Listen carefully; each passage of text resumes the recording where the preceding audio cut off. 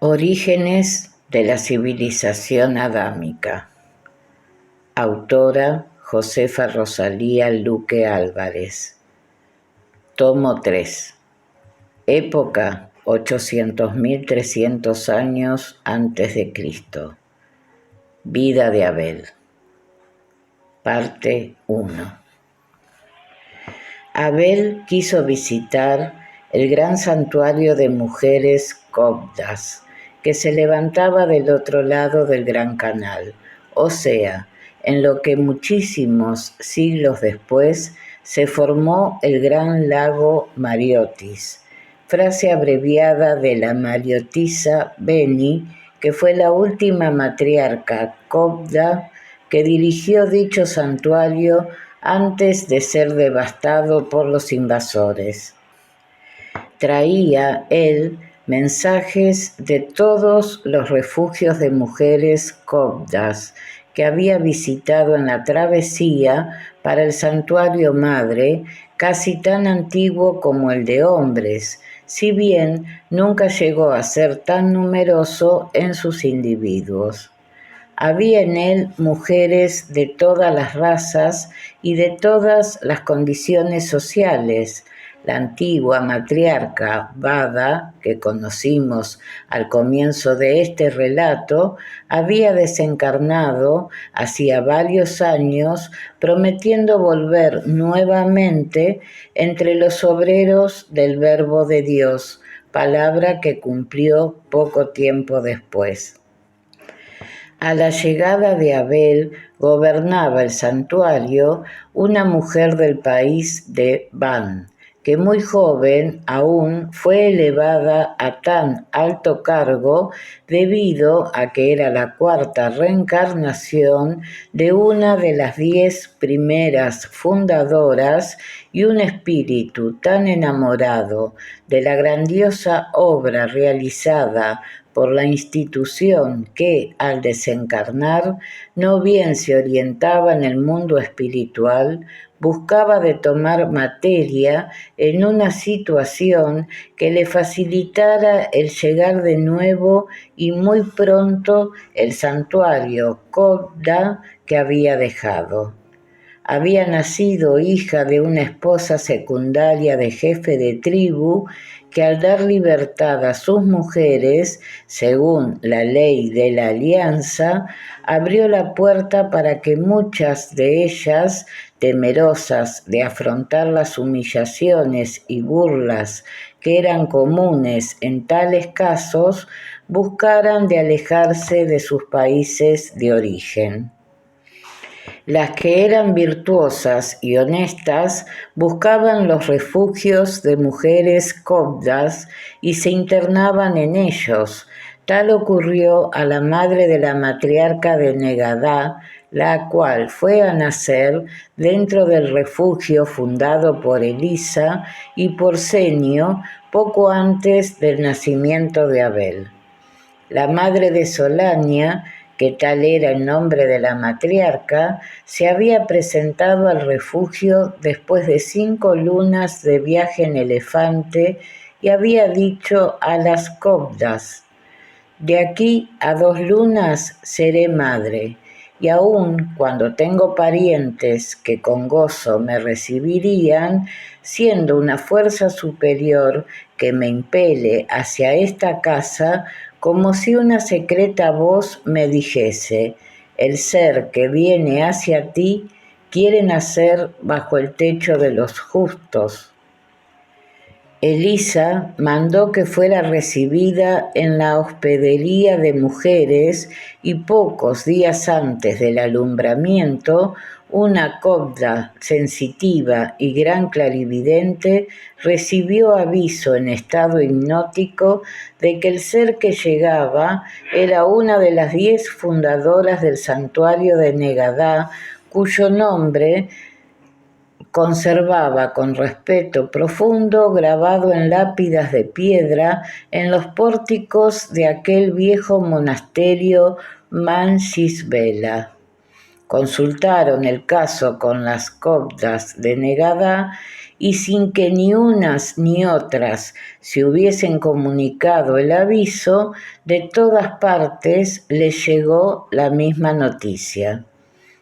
La antigua Cobda Mansibela, la tercera de aquellas 10, hacía su cuarta entrada a la vida física dentro del aura formada por sus hermanos y como en las otras veces, después de aquella primera, había sido Solania, se le volvió a dar este mismo nombre.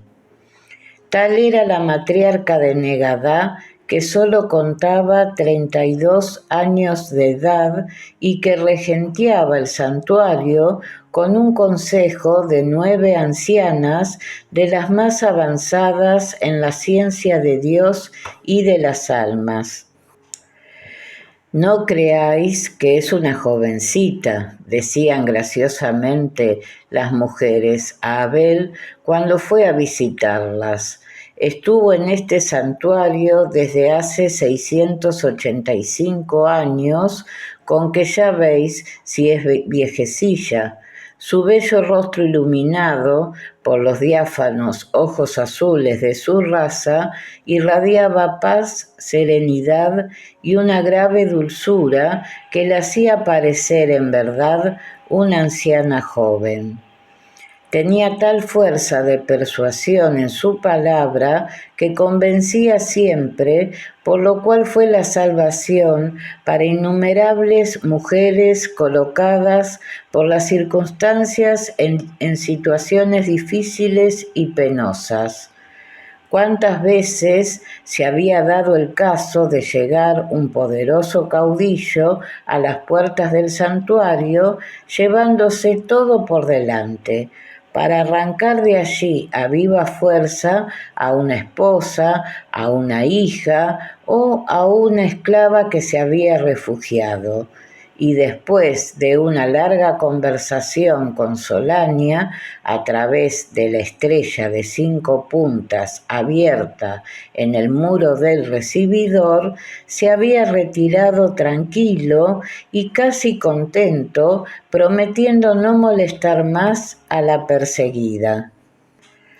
Su espíritu era originario de Júpiter y buscaba siempre nacer en lo más favorable de la conjunción del planeta de origen con la Tierra, y cuando el Sol entraba en el signo zodiacal del Centauro, circunstancias todas que le daban un gran dominio de sí misma y un apreciable ascendiente sobre los demás. Me parece que os hubiera conocido antes, les decía Abel. ¿Dónde puedo haberos visto? Hemos sido muy amigos, contestaba sonriendo Solania. Buscad, dijo a la notaria menor Gardenia, el papiro perteneciente a Anfión, el rey santo, y a Antulio, el filósofo Luz. Y cuando el rollo fue traído, la notaria leyó. El joven rey de Orozuma debía tomar esposa en cumplimiento de la ley, y entre las hijas de príncipes amigos eligió la hija de Atofana Rey, Odina, del país costanero del Mar del Norte, llamado País de Diaus. La joven princesa llevó como única dama de honor a su compañera de juegos desde la infancia, llamada Cilia. Cilia fue para Odina, al lado de su esposo, el rey Anfión de Orozuma, lo que había sido en la infancia, y después de verla partir para el mundo de la luz, tanto se condolió de la pena amarga del santo rey que hizo esculpir innumerables efigies de la amada ausente y sembró de ellas los jardines los pórticos, las fuentes y hasta en la cámara nupcial, en el gran ventanal que daba a los parques, colocó una odina de mármol en actitud de agitar su rosado velo al rey, su esposo, que paseaba por las avenidas tapizadas de flores. Y cuando Anfión abdicó su trono en favor de su hermano para evitar una guerra civil que lo destruiría todo y abrió su tienda a la orilla del mar, Cilia le siguió, casada ya con uno de los más fieles hombres que habían ayudado al rey en el gobierno de sus pueblos. A pocos metros del dolmen de piedra que señalaba el sitio donde reposaban las cenizas del santo rey, Cilia y su esposo levantaron su cabaña y enseñaron a sus hijos a venerar la memoria augusta de aquel soberano que después de elevar a un alto nivel moral e intelectual a sus pueblos y darles abundancia y felicidad, lo había dejado todo para morir en la soledad y el destierro, antes de permitir que se sacrificaran vidas humanas por conservarle un trono y un poderío que para nada quería sino para hacer el bien. Hasta aquí había leído la Copla Notaria cuando Abel la interrumpió para decir: acertado estuve al decir que os conocía, Cilia, y me preguntaba dónde os había visto. Y en la época de Antulio, añadió la notaria, Cilia fue la hermana menor del filósofo que juntamente con Walquiria, su madre, recogieron el amado cuerpo sin vida y ocultamente lo sustrajeron a la profanación de los inicuos sacerdotes que querían arrojarlo a un muladar para que fuera devorado por las fieras y por los buitres. Cilia tuvo entonces el nombre de Adalis. Eternos lazos tejidos por el amor que ni los siglos pueden romper, exclamó Abel, extendiendo sus manos hacia Solania, que ella besó suave y tiernamente. Benditos seáis por los siglos de los siglos, y bendita vuestra obra de redención humana, y benditos aquellos que se sacrifiquen para seguiros, añadió la joven matriarca, reteniendo aún entre las suyas las manos de Abel. La copda más anciana del consejo, que era como una audumbla al lado de Solania, dijo a su vez: si vuestro pangrave está de acuerdo, quedad todo el día en esta vuestra casa a fin de que visitéis nuestras obras, pero no creáis que por ser mujeres nos hayamos sustraído al deber de ayudar al progreso moral de la humanidad. Abel volvió la cabeza en busca de Aldis y le vio que venía por la ancha columnata que circundaba por dentro el vasto edificio, acompañado de un grupo de copdas, casi todas de edad avanzada.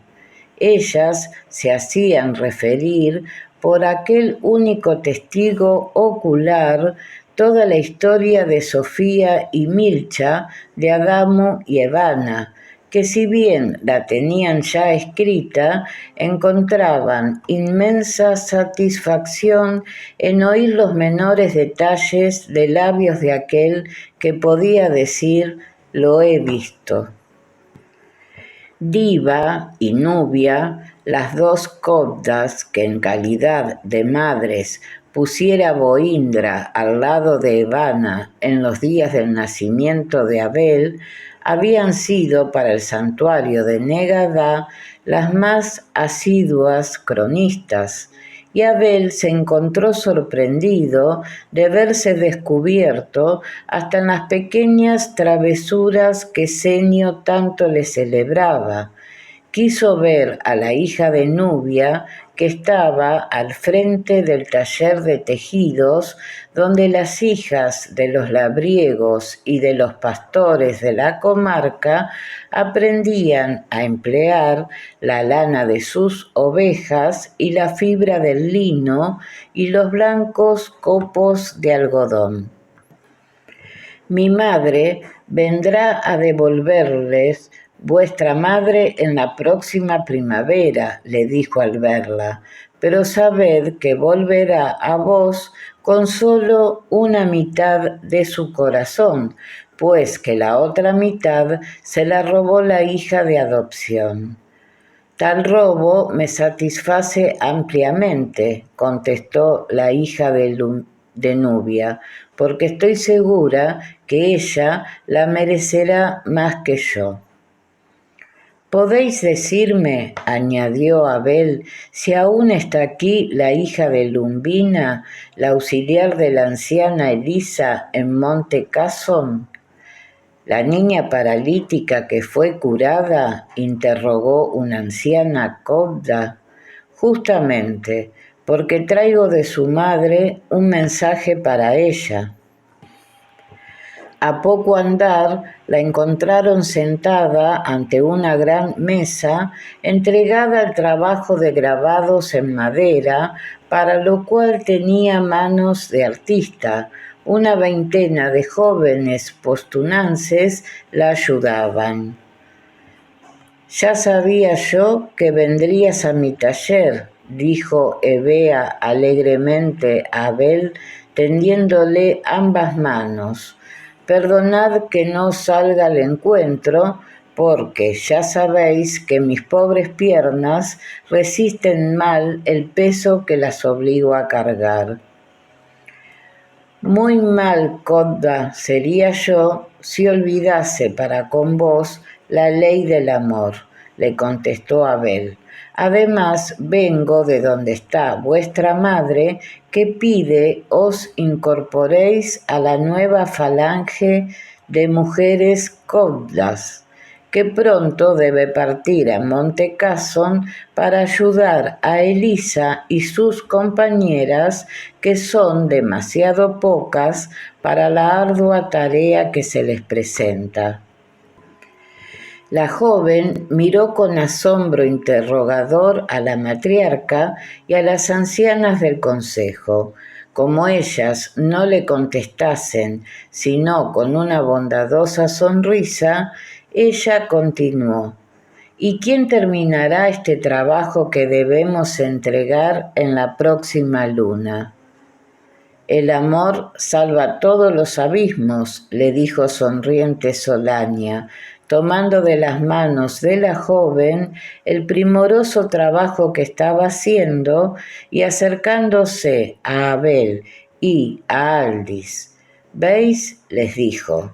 Esta mujercita de piernas flojas saca de sus manos todo el poder y la energía que el resto del cuerpo le niega.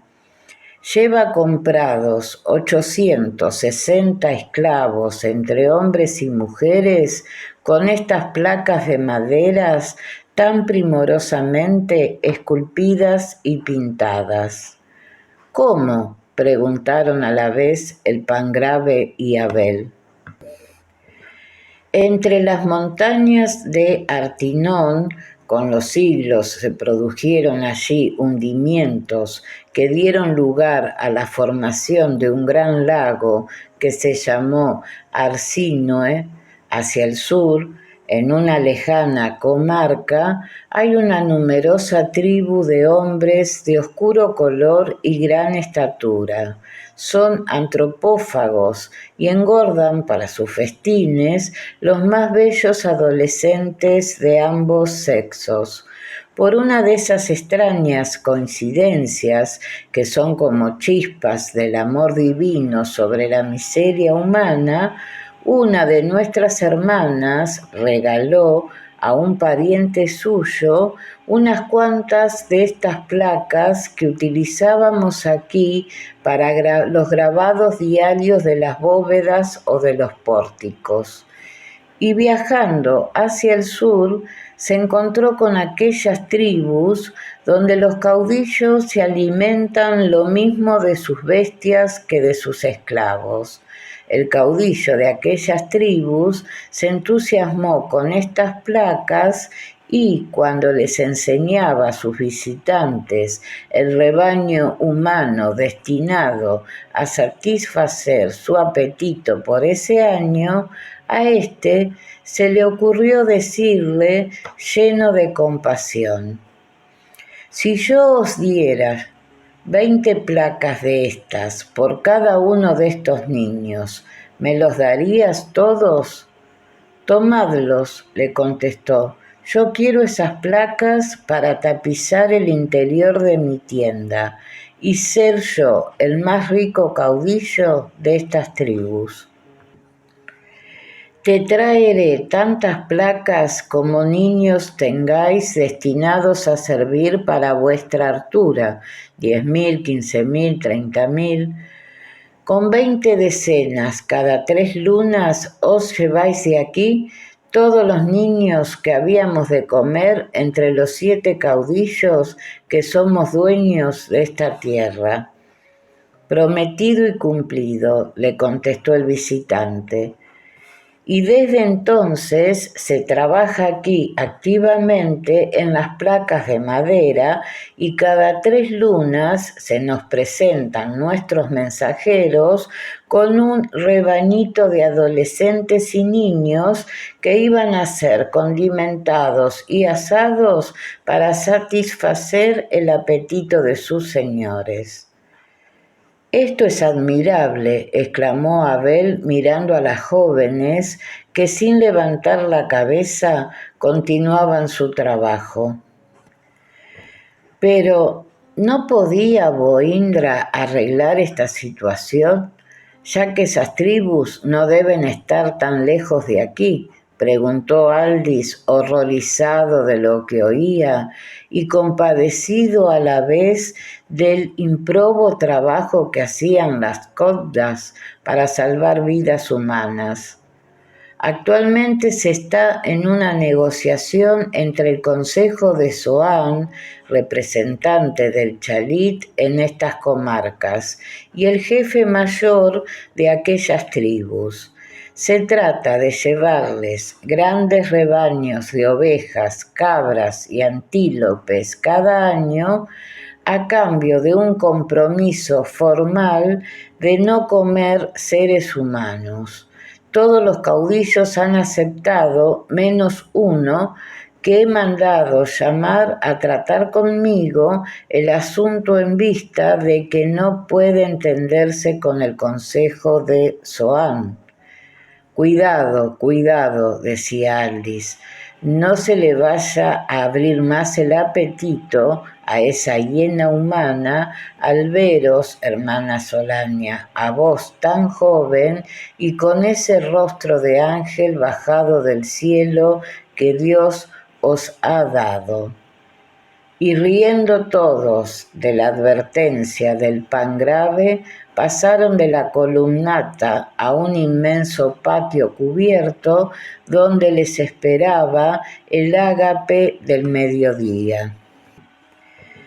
En la gran mesa circular se sentó Abel entre el grupo de las más ancianas, pues que con discreta jovialidad había dicho la matriarca: ahora me toca el turno a mí de oír de labios del pan grave lo que ya vosotras oísteis. Quedaos vosotras con el bienvenido mientras yo escucho los comienzos del poema de oro.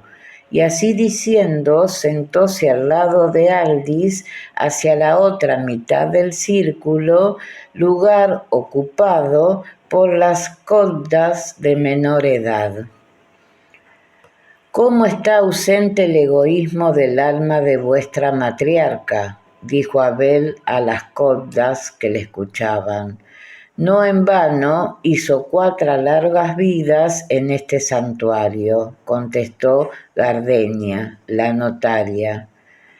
¿Lleva muchos años de matriarca? Tenía 28 años cuando la elegimos por unanimidad.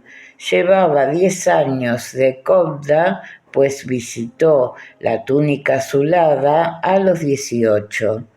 Yo era instructora de postunances y entonces, de tal manera, nos asombró su claridad mental y su disposición para el sacrificio de las grandes causas, que apenas terminadas las 40 lunas de instrucción reglamentaria, fue incorporada al Alto Consejo. Ya sabéis que entre nosotras no triunfa siempre la idea, absurda muchas veces, de que los de más edad física han de ser necesariamente los más capaces. ¿Qué significaría la edad de un cuerpo físico en parangón con los largos siglos del espíritu y la evolución adquirida?, añadió otra de las ancianas. En la segunda de sus vidas dentro de este santuario, continuó la primera, tuvo que afrontar una formidable lucha que casi destruyó toda la obra de las fundadoras. Sucedió que un chalit de Soán tomó entre sus esposas una hermosísima mujer soarita cuya sagacidad corrió pareja con su belleza y de tal modo lo trastornó que le hizo repudiar con grande infamia todas sus mujeres, incluso la primera esposa. Como este santuario fue en sus comienzos jugar de retiro de 2 princesas hermanas que huyeron de su país al ser vencidos y muertos sus esposos y sus padres, conservó siempre para el vulgo algo así como una aureola de grandeza de que ordinariamente se rodea a las personas de elevada alcurnia.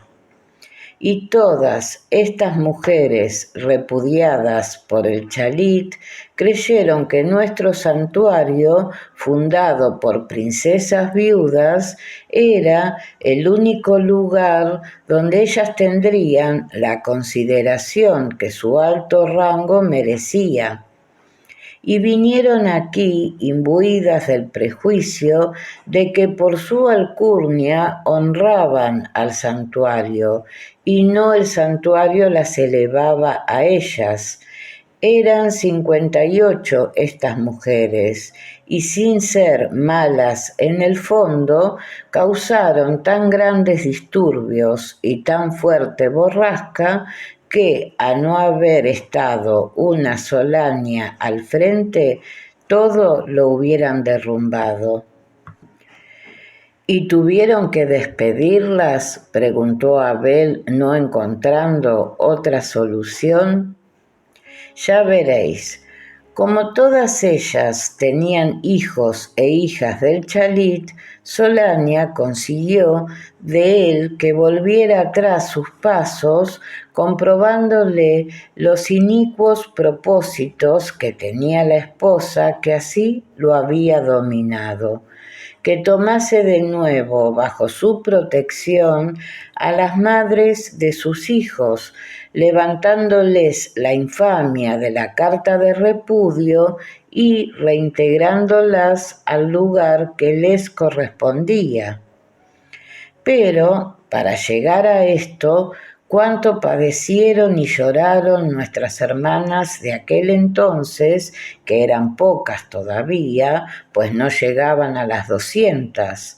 Acobardado el chalit por las amenazas de la mujer soarita que había comprado a sus guerreros y que no quería abandonar su puesto, y presionado por otra parte por los padres e hijos mayores de las mujeres repudiadas, quería huir abdicando sus derechos que caerían indudablemente en manos de los favoritos de aquella mala mujer. Adueñados ellos del poder, estos dos santuarios de Negadá estaban en peligro, pues tomarían en los hijos de Numú terribles venganzas por haber protegido a las esposas repudiadas. Entonces Solania, después de 10 días de concentración conjunta en los dos santuarios, habló al Chalit y le dijo: ¿Queréis que os ayude a poner orden en vuestra casa? Soy bastante anciana como para hacer el papel de vuestra madre. Llevadme a vuestra casa, presentadme allí como madre vuestra y dejadme obrar. Y así lo hicieron. ¿Y el resultado respondió a tal sacrificio?, interrogó Abel. Bastante más de lo que se esperaba, y eso que esperaban mucho. El Chalit dijo a los suyos: estoy cansado y enfermo, ya lo veis, a causa de los disgustos que todos me habéis dado. Durante 3 lunas debo descansar al lado de mi madre. Pasado ese tiempo, veré la forma de complaceros a todos. Solania hizo prodigios de habilidad para realizar en esas 3 lunas una magna obra. Anuladas las cartas de repudio, cada esposa fue a ocupar con sus hijos un paraje entre los dominios del padre, del cual dependerían siempre, quedando en la morada del Chalit solo la primera esposa, cuyos hijos ya mayores tenían sus hogares propios.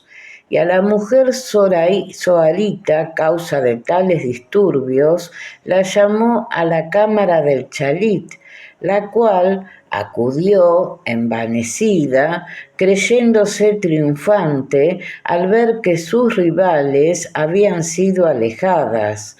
Ya dentro de la cámara, besó las manos de la anciana, diciéndole: «Solo vos podrías hacerme justicia reconociendo mis méritos». «Sí, hija mía, Dios quería hacer justicia por medio mío», le respondió Solania, y la llevó hacia el Chalit, que le dijo: «Tengo este regalo para vos». Y haciendo correr una gran lámina de piedra del muro, quedó a la vista una especie de galería cubierta llena de flores y de arcenes de cobre y plata. «¿Me dais todos vuestros tesoros?», exclamó ella, satisfecha en sus grandes ambiciones, y sin poderse contener avanzó. Pero en vez de seguirla el Chalit, la siguió Solania. Se cerró la lámina de piedra y ambas mujeres quedaron solas. «¿Qué significa esto?», preguntó la mujer sobresaltada. «Significa, hija mía, que yo represento para ti la justicia de Dios», le contestó la anciana. «De aquí no saldrás hasta que hayas obedecido todo cuanto yo te ordene». «Vieja arpía, bruja, traidora», gritó la joven enfurecida, lanzándose sobre Solania, que, ayudada fluídicamente por 700 pensamientos unidos, la contuvo poniéndole su diestra en el pecho, mientras que con gran calma le decía: «Aunque consiguieras matarme, nada conseguirías con ello, porque mi hijo no abrirá la puerta hasta que yo le dé la señal convenida. Te conviene razonar y escucharme. Además, estoy protegida por una fuerza que tú desconoces y nada me podréis hacer. La Zoharita se dejó caer en tierra, presa de una crisis nerviosa horrible. La anciana se sentó sobre el pavimento y levantando con amor la joven cabeza sacudida por convulsiones, la apoyó sobre sus rodillas y unió su pensamiento al intenso y fortísimo que desde los dos santuarios emitían sus hermanos. Estoy dispuesta a obedeceros si sois piadosa conmigo, dijo aquella mujer cuando la crisis le hubo pasado. Bien, hija mía, eso esperaba de ti. Tú te has dado a esta vida aventurera y delictuosa porque otros hicieron contigo lo que tú has hecho con las esposas del Chalit. Conozco toda tu vida, te repudió el caudillo de la costa del Mar Bermejo. El dolor y la vergüenza te han precipitado a este abismo, pero yo te sacaré de él con el favor de Dios si me escuchas y obedeces. Yo tengo muchos hermanos y uno de ellos ha salvado al que fue tu marido de la garra de los piratas, razón por la cual ejerce sobre él una gran influencia. Este hermano mío ha hecho contigo allá en tu país lo que yo he hecho aquí con las esposas del Chalit y tú vas a volver a su lado. No, jamás, jamás pisaré su puerta que un día cerró sobre mi frente, gritó enfurecida nuevamente. Cálmate, que todos podemos tener un mal momento y errar. No volverás a su propia residencia donde residen las que te hicieron repudiar, sino en un pabellón independiente con las dos hijitas que de él tienes y que lloran tu ausencia relegadas a un rincón bajo la tutela de una sierva. La mujer comenzó a llorar a grandes sollozos. Aún vibra en ti la fibra delicada del amor maternal, continuó la anciana, y ese amor será tu salvación. El epílogo de esta historia ya lo debéis adivinar, dijo la anciana, que hacía este relato a Abel. La mujer Zoharita volvió a los dominios del marido y nuestra Solania a su santuario, donde vivió todavía 8 años más en aquella lejana existencia. Un espíritu de tal temple, respondió Abel, bien puede servir de piloto en mares tranquilos si en tan grandes tempestades sabe sacar su nave a flote. Eso se ha tenido en cuenta, añadió otra de las ancianas, porque cuando la elegimos no estaba del todo sereno nuestro horizonte.